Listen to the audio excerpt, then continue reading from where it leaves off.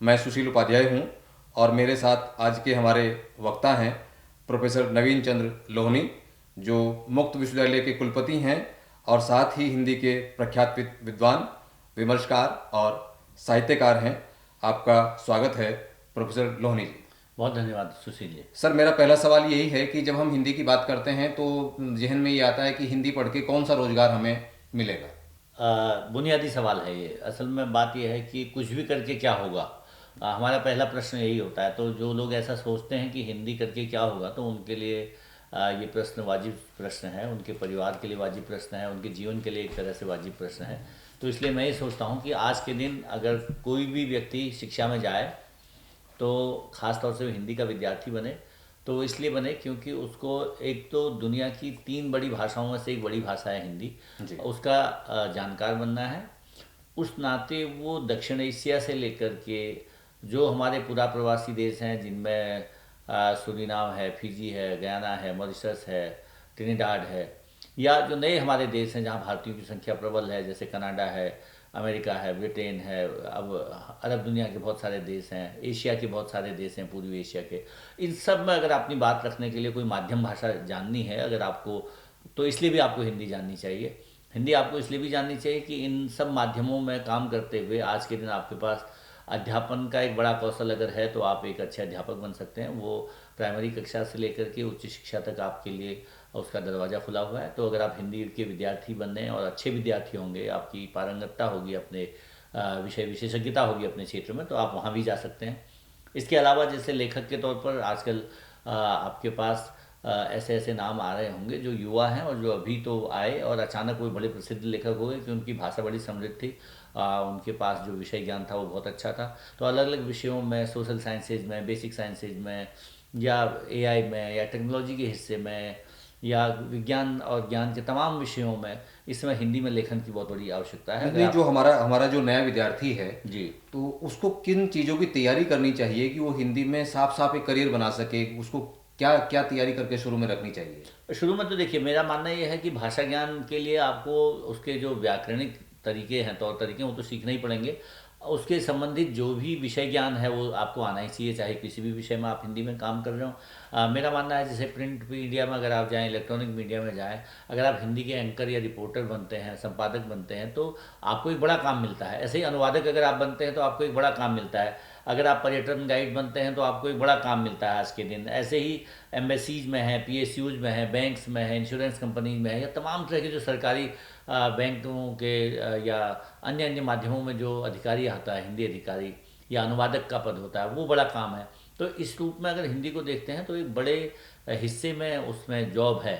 मैं जहाँ तक ये सोचता हूँ कि जैसे जैसे ये काम बढ़ेगा भारतीय भाषाओं में, और हिंदी में तो चूँकि सबसे ज़्यादा बढ़ेगा जब भी भारतीय भाषाओं में बढ़ेगा, तो हिंदी का रोज़गार मार्केट जो है इससे आगे बढ़ेगा। अच्छा, अभी आपने जिक्र किया एआई का या नई टेक्नोलॉजी का, जी, तो एआई या नई टेक्नोलॉजी किस तरह से हिंदी के रोजगारों को प्रभावित करने जा रही है, नेगेटिव साइड भी और पॉजिटिव साइड भी, आप किस तरह देखते हैं। मैं इन दिनों एआई के 2-3 मॉड्यूल्स पर मैंने कुछ कुछ जानना सीखना शुरू किया। जैसे गूगल का जेमिनी है, या चैट जीपीटी है, ग्रोक या है। ग्रोक है। इन दोनों तीनों में मैंने अपने लिए भी कई बार बहुत ज़रूरी प्रश्न खोजे और मुझे इतने ज़रूरी और बढ़िया उत्तर मिले उसके, मैं शायद घंटों तैयारी करके उतनी चीज़ें कर पाता तैयार। तो इसका मतलब है हमें मदद के तौर पर अगर एआई से कहीं मिल रही है तो ज़रूर लेना चाहिए। अब बात आई हिंदी के लिए क्या होगा।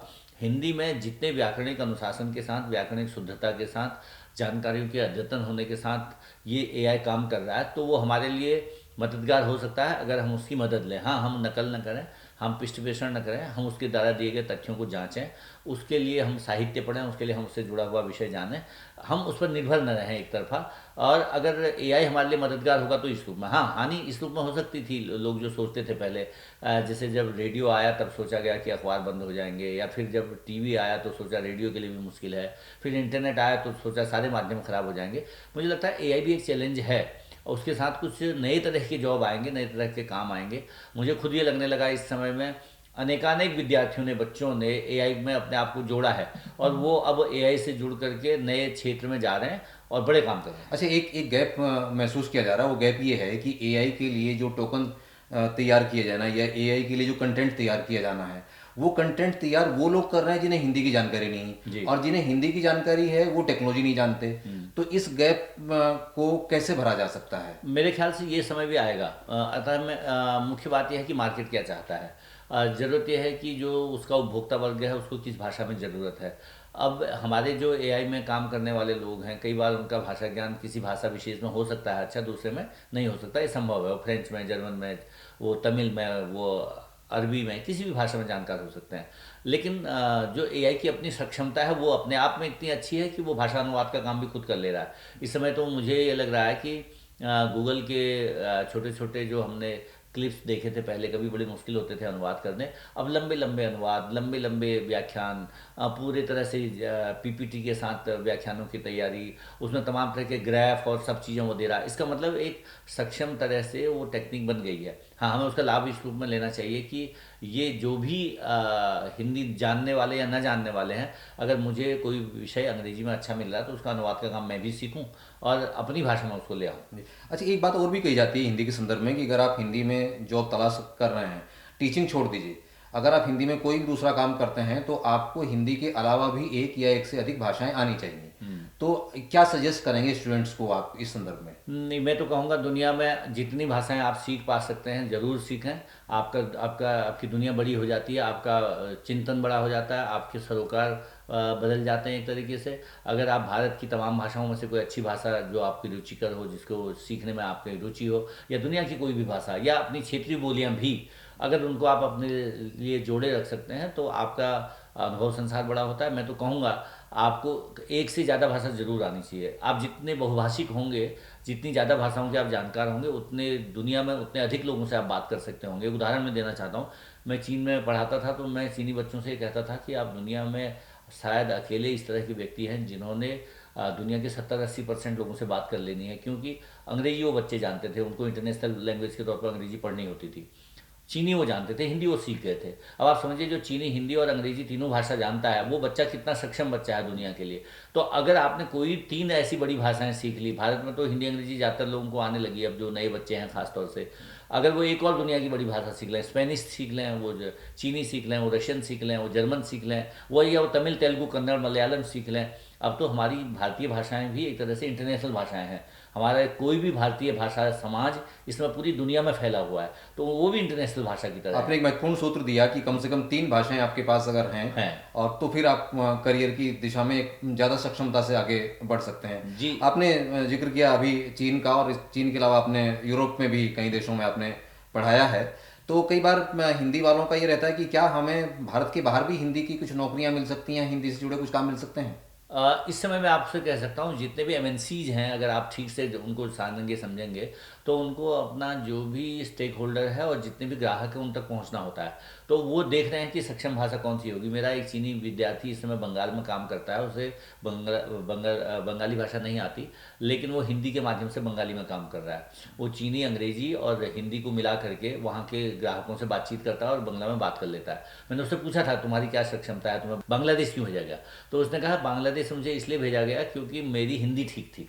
तो हम ये भारत के लोग अभी नहीं समझ पा रहे हैं कि इंडोनेशिया में है या पूरा प्रवासी देशों में है, या दक्षिण एशिया में तो पूरे हाँ, पाकिस्तान, और अफगानिस्तान तक चले नए जाएंगे। देशों में जहाँ भारतीय लोग बसे हुए हैं, वहाँ सब जगह हिंदी जानने वाले लोग हैं। इसका मतलब हिंदी में काम आना आपके वहाँ कारोबार को अलग तरह से समृद्ध कर सकता है। अब जरूरी है कि एक बात हमको सक्षम तौर पर समझना पड़ेगा, एक है ऑफिशियल लैंग्वेज जिसमें आप दिन में 2, 4, 5, 10 घंटे काम करते हैं। एक वो भाषा है जो व्यावहारिक तौर पर आपके समाज में बोली जाती है, आपके दैनिक उपयोग में आती है और आपका जो व्यावसायिक क्षेत्र है उसके अलावा भी आप प्रयोग करते हैं, तो उस भाषा को आप समृद्ध कर सकते हैं।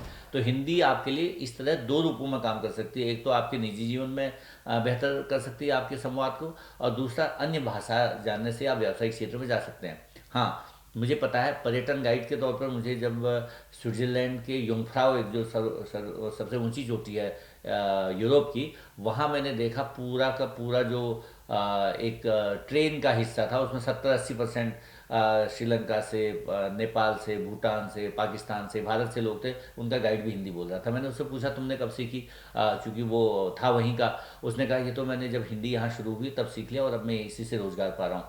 तो ये समझ नहीं सकते हम लोग कि स्विट्जरलैंड जैसे देश में हिंदी का कोई मतलब एक पूरी ट्रेन में पर्यटन गाइड काम कर पर्यटन सकता है। गाइड जो है हिंदी में बात हाँ, कर रहा और ऐसे काम दुनिया में अलग अलग तरह के बहुत जगह हो रहे हैं। जैसे अनुवादक का काम रूस में बहुत अच्छा है हिंदी का, अब चीन में बहुत अच्छा हो गया है, या जापान में बहुत अच्छा हो गया। अगर आपको अच्छी हिंदी आती है, आप जापानी से हिंदी में अनुवाद का काम करें, बहुत अच्छा हो जाएगा। आप जर्मन से कर लीजिए, आपके पास बहुत सारा काम हो जाएगा। या आप अगर हिंदी अच्छी जानते हैं, जर्मन अच्छी जानते हैं, शिक्षक अच्छे बन सकते हैं जर्मनी में। हाँ, अकादमिक दुनिया में जो है, अगर किसी विदेश में, किसी अच्छे देश में या किसी अच्छे विश्वविद्यालय में आप जाना चाहते हैं, कोई हिंदी वाला व्यक्ति, तो उसके लिए क्या जरूरी है? ठीक, उसने पीएचडी कर ली या यहाँ यूजीसी नेट पास कर लिया। एक तो तरीका ये है कि आप सरकार के माध्यम से जाएं, आईसीसीआर के थ्रू जाएं, वो तो सेपरेट बात हो गई। इसके अलावा भी कोई तरीका है क्या, जरिया है क्या?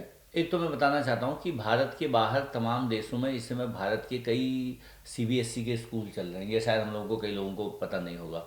कई जगह हमारे जो केंद्रीय स्कूल हैं वो चल रहे हैं, जो हमारे एम्बेसी से जुड़े होते हैं, उच्चायोग से जुड़े हैं, कॉन्सुलेट से जुड़े होते हैं। इसके अलावा जो लोग शिक्षण में जाना चाहते हैं उनके लिए अनेक विश्वविद्यालयों में इस समय पद निकलते हैं। हाँ, कोशिश ये करनी है कि हमें क्षेत्रीय भाषा आए। जैसे अगर आप यूरोप में जाना चाहते हैं तो वहाँ की क्षेत्रीय भाषाएं आपको आ जाएं, जर्मन आ जाए, फ्रेंच, रशियन कुछ आए।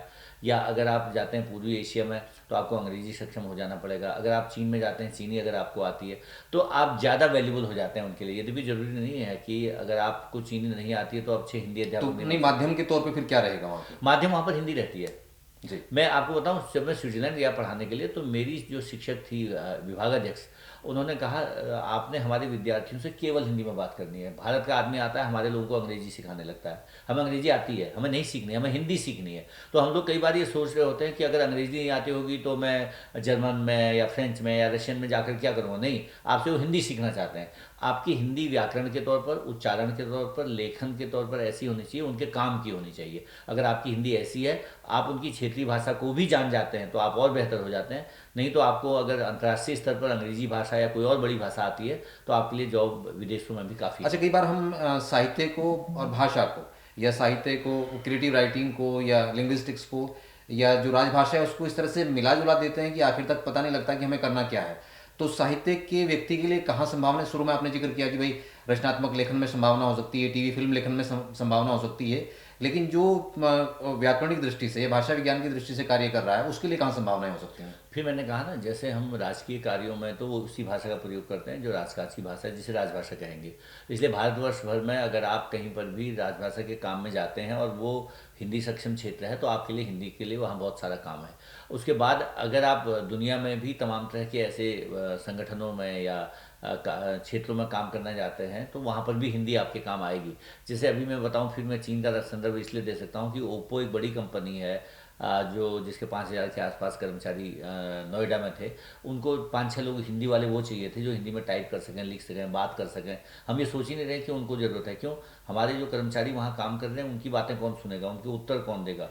इसका मतलब अब मल्टीनेशनल कंपनीज भी अगर भारत में हैं तो उनको भी हिंदी में काम करने वाला आदमी चाहिए। खाली अंग्रेजी से उनका भी काम नहीं चल रहा है। तो वहाँ पर भी आपको काम मिलने की संभावना है। और राजकीय स्तर पर तो मेरा मानना है कि जैसे जैसे ये भारतीय भाषा सूत्र हमारा लागू होगा, सब राज्यों में धीरे धीरे भारतीय भाषाओं में काम बढ़ेगा, हिंदी में भी बढ़ेगा। भारत सरकार जोर दे रही है कि स्किल पे बहुत जोर दे रही है। हालांकि कुछ साल पहले तक हम सोचते थे कि हायर एजुकेशन का मैंडेट स्किल नहीं है, हाँ, हमारा मैंडेट डिफरेंट है, लेकिन अब भारत सरकार जोर दे रही है। तो अगर हम हिंदी में स्किल की बात करें या उद्यमिता की बात करें तो क्या संभावनाएं हो सकती हैं? हिंदी में बहुत संभावना, खासतौर से जो ये राइटिंग का काम आया ना। मैं क्या सोचता हूँ, कभी हम सोचते ही नहीं थे कि एक टेलीविज़न है वो दूरदर्शन है, फिर उसके बाद हमने न्यूज़ चैनल कुछ देखे, फिर हमने कुछ और चैनल्स देखे। अब ओटीटी तो एक ऐसा संसार आ गया अचानक, या जो वेबसाइट्स आ गई वो एक अलग तरह का संसार आ गया, यूट्यूब एक अलग तरह का संसार आ गया। अब हम जो फेसबुक से लेके तमाम जगहों पर लिख रहे हैं वहाँ से भी पैसा कमा रहे हैं। तो ऐसा नहीं कि दुनिया में एक ही तरह का व्यापार हमेशा चलता है। पहले कभी हिंदी का मतलब होता था या तो आप अध्यापक बनेंगे या आपके पास कोई काम नहीं है। फिर वो एक ऑफिस में क्लर्क की नौकरी आती थी, वो हिंदी का टाइपिस्ट होता था। अब धीरे धीरे आपको लग रहा होगा कि जितने भी सक्षम कार्य हैं उनमें हिंदी को लेके बहुत नए काम आए हैं। और हमारा विद्यार्थी या हमारा शिक्षक जो भी उसके ठीक स्वरूप को जानता होगा काम के लिए, काम की कमी नहीं है। अच्छा, अब आप लीड कर रहे हैं उत्तराखंड मुक्त विश्वविद्यालय को, और आपका जो स्टूडेंट प्रोफाइल है वो टोटली डिफरेंट है। आपके पास 17 साल का स्टूडेंट भी हो सकता है और आपके पास 70 साल का स्टूडेंट भी हो सकता है। तो इस दिशा में उत्तराखंड मुक्त विश्वविद्यालय क्या भूमिका निभा सकता है या क्या भूमिका निभा रहा है? अभी तो देखिए हमारे अधिकांश पाठ्यक्रम हिंदी में लिखे हुए हैं, कुछ पाठ्यक्रम अंग्रेजी में भी हैं। हम लोग चाहेंगे वो बाइलिंगुअल बने, और बल्कि अगर कुछ कार्यक्रम ऐसे हों जो क्षेत्रीय भाषा में भी ज़रूरी हों तो उनमें भी चलाए जाएँ। जैसे अभी यहाँ पर नेपाली, कुमाऊनी और गढ़वाली में पाठ्यक्रम हैं कुछ, लेकिन और भी तरीके से हम अपनी क्षेत्रीय भाषाओं में का पाठ्यक्रम ला सकते हैं। तो जो व्यक्ति नेपाली जानता है, कुमाऊनी जानता है, गढ़वाली जानता है, जौनसारी जानता है, अगर हम उसमें भी ले आए कार्यक्रम तो कल को उसको हमारी डिग्री या उपाधि से कुछ काम हो सकता है। और इधर मैं देख रहा हूँ युवाओं में भी एक नया क्रेज आया है इस तरह कि वो अपनी क्षेत्रीय भाषा को लेके रुचि ले रहे हैं और क्षेत्रीय भाषा में काम कर रहे हैं। तो भविष्य में ये हमारा लक्ष्य रहेगा कि क्षेत्रीय भाषाओं में अधिकांश पाठ्यक्रमों में जो चीज़ें आ सकती हैं वो लाई जाएँ। हिंदी में तो हम ला ही रहे हैं, ये तो हिंदी तो हमारा एक तरह से कहेंगे मैंडेट है। संस्कृत भी हमारे राज्य की क्षेत्रीय बड़ी भाषा है, तो हम कोशिश करेंगे संस्कृत में भी कुछ चीज़ें आ सकती हों। संस्कृत यद्यपि यहाँ पाठ्यक्रम का विषय है, ज्योतिष एक बड़ा पाठ्यक्रम का विषय है, और योग एक पाठ्यक्रम का बड़ा विषय है जहाँ अंग्रेज संस्कृत की बहुत आवश्यकता होती है, तो संस्कृत में भी कुछ और चीज़ें लाएंगे। तो कोशिश करेंगे राज्य की जितनी महत्वपूर्ण भाषाएँ हैं और क्षेत्र की जितनी बोलियाँ हैं उनमें कुछ और चीज़ें जोड़ पाएँ। अच्छा, रोजगार के पैरेलल अगर सोचें तो हिंदी की राह की कठिनाइयाँ क्या हैं? क्योंकि ये धारणा है कि हिंदी में सबसे औसत स्तर का या उससे भी निम्न स्तर का विद्यार्थी आता है, जो किसी दूसरे विषय में सक्षम महसूस नहीं कर रहा, तो उसको लगता है कि आखिरकार हिंदी में आप कुछ बीए एमए टाइप कुछ कर लीजिए। तो क्या कठिनाइयाँ हैं हिंदी की राह की? नहीं, मैं तो क्या सोचता हूँ कि ये चूंकि हम लोगों ने भाषा को ज्ञान समझ लिया, भाषा ज्ञान नहीं है। भाषा संप्रेषण का माध्यम है, और आप किसी भी भाषा में अच्छा संप्रेषण कर सकते हैं, तो वो हिंदी या जर्मन या तमिल कुछ भी हो सकती है। अब बात ये आती है कि कौन आता है हिंदी में। मैंने तो जब बीए किया उसके बाद मैंने हमेशा से तय किया था कि मैं एमए हिंदी करूँगा। मुझे बहुत सारे ऐसे मित्र मिलते हैं जो चाहते थे कि वो हिंदी में ही अपने को आगे बढ़ाएं, लेकिन ये एक हमारे, चूंकि फिर मैंने कहा, मानसिकता का हिस्सा हो गया कि अगर आपको कहना है कि अंग्रेजी आती है हिंदी नहीं आती है तो आप सोचते हैं शायद कोई बड़ी बात कह दी। लेकिन मैं सरकार से भी और अपनी स्तर पर भी जहाँ पर काम करता हूँ ये समझता हूँ कि हमें चाहिए कि हम हिंदी में या भारतीय भाषाओं में रोजगार माध्यम बढ़ाएं, रोजगार माध्यम की भाषा बनाएं उसको, और दूसरा उसको हम शिक्षण माध्यम की भाषा बनाएं। जिस दिन हमारी भारतीय भाषाएं और हिंदी शिक्षण माध्यम की भाषा बन गई और रोजगार माध्यम की भाषा बन गई, अपने आप ये बहुत तेज़ी से दौड़ेगा, और तब आपको ये अंग्रेजी से या अन्य भाषाओं से तुलना करने का काम खत्म हो जाएगा। अच्छा, क्या वो कौन से सुधारात्मक उपाय हो सकते हैं जिसमें हम कहें कहें जो जो जो बातें अभी तक आपने उठाई हैं, राष्ट्रीय स्तर से जुड़ी हुई भी या अंतर्राष्ट्रीय स्तर से जुड़ी हुई भी, जहां हम कह सकें कि अगर ये कुछ कदम उठा लिए जाएं तो हिंदी का जो अंतर्राष्ट्रीय फलक है और व्यापक हो जाएगा? पहली बात तो भारत में जो राजभाषा संबंधी नियम है उनको लागू किया जाए पूरे देश में। दूसरी बात, जहाँ जहाँ भाषा शिक्षण का काम है वो उन भाषाओं में होता ही है, लेकिन शिक्षण माध्यम में भारतीय भाषाओं को लाया जाए। विशेषकर चूँकि हिंदी हमारी राजभाषा भी है, अंतर्राष्ट्रीय स्तर पर बड़ी भाषा है, उसको हम शिक्षण माध्यम के रूप में देश में अपनाएं, उससे हिंदी का भला हो सकता है। तीसरी बात, जो भारतीय नागरिक हिंदी जानते हैं वे अपने ज्ञान को, अपने नॉलेज को, जिस तरह का भी नॉलेज हो, वो साइंस का हो, टेक्नोलॉजी का हो, सोशल साइंसेज का हो, भाषाओं का हो, विज्ञान का हो, उन सबको हिंदी में लिखें। जैसे ही आप हिंदी में सारी चीज़ें ले आएंगे, एक अच्छा, मैं तो कई बार लोगों से कहता हूँ कि अगर आपको कोई विषय का ज्ञान है और आप जानते हैं किसी भी भाषा को, उस भाषा में अपने ज्ञान को लिख देंगे तो आपका नॉलेज उस भाषियों तक पहुँच जाएगा। तो हिंदी वालों को हमको यही करना है कि हम जो भी जानते हों किसी भी विषय को, उसको हिंदी में लिखें। और अब तो कोई किताब छापने की आवश्यकता भी नहीं है, ऑनलाइन आप उसको सेव कर दें, आप उसके अपने डेटा के साथ सेव कर दें, आप उसको एक सिक्योरिटी के साथ सेव कर दें, और आपका वो डेटा बना भी रहेगा, और आपके ज्ञान से हम सब लोग लाभान्वित होंगे। अभी आपने जो सामुदायिक रेडियो है उत्तराखंड मुक्त विश्वविद्यालय की, उस हेलो हल्द्वानी, उसका ऐप भी एक लॉन्च किया है, तो उसके पीछे क्या अवधारणा थी, क्या उसके लाभ होने वाले हैं?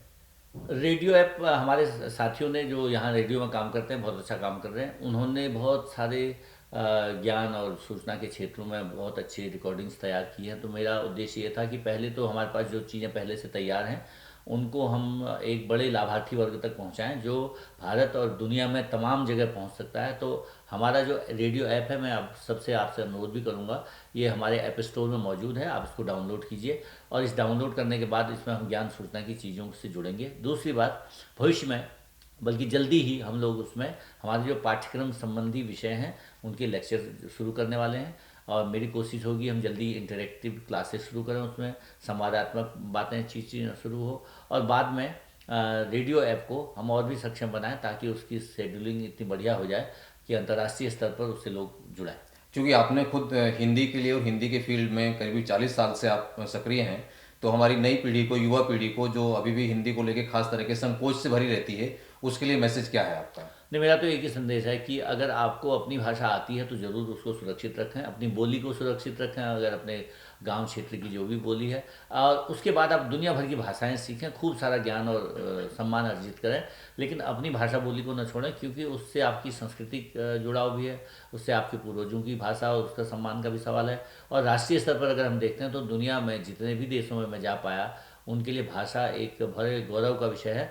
तो कोई भी व्यक्ति अपने गौरव को खोकर कैसे रह सकता है? तो अगर आप कोई भी विद्यार्थी इस बात को सुन रहा है तो वो ज़रूर हिंदी माध्यम में, अपनी क्षेत्रीय बोली माध्यम में, अपने भाषा माध्यम में ज़रूर अपने को सक्षम बनाए, ताकि वो लिख सके, उसमें बोल सके और लोगों को बता सके।